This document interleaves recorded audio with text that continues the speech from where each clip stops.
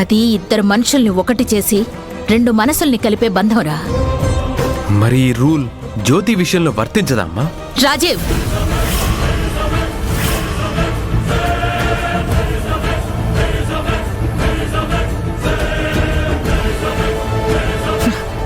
జ్యోతి అనే చాప్టర్ నీ జీవితంలో క్లోజ్ అయింది. అదెందుకో నీకు కూడా బాగా తెలుసు. నిన్ను కట్టడి చేస్తున్నాననుకుంటావో ప్రేమతో చెప్తున్నాను అనుకుంటావో నీ ఇష్టం. రేపు శ్రావ్య బోనం ఎత్తేటప్పుడు నువ్వు ఉంటున్నావు అంతే.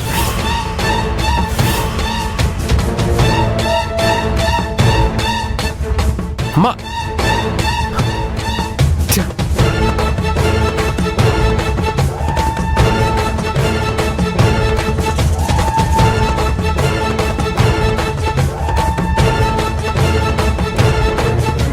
ఏమైంది దొరబాబు?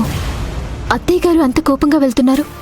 చిన్నవాళ్ళు వాళ్ళకిష్టం లేని పనిని వ్యతిరేకిస్తే పెద్దవాళ్ళకి వచ్చేది కోపమే కదా. అసలు ఏమైంది దొరబాబు? రేపు శ్రావ్య బోనం ఎత్తుతుందంట.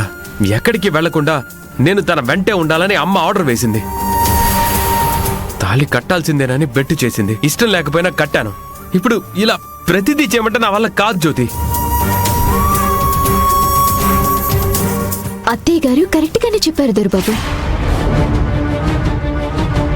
రేపు శ్రావ్య బోనం ఎత్తేటప్పుడు మీరుండండి.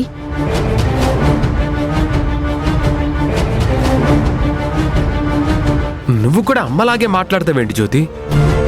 మీరు శ్రావ్యని చూస్తున్నారు, నేను శ్రావ్యలో ఉండే అమ్మవారిని చూస్తున్నాను. శ్రావ్య అమ్మవారేంటి జ్యోతి?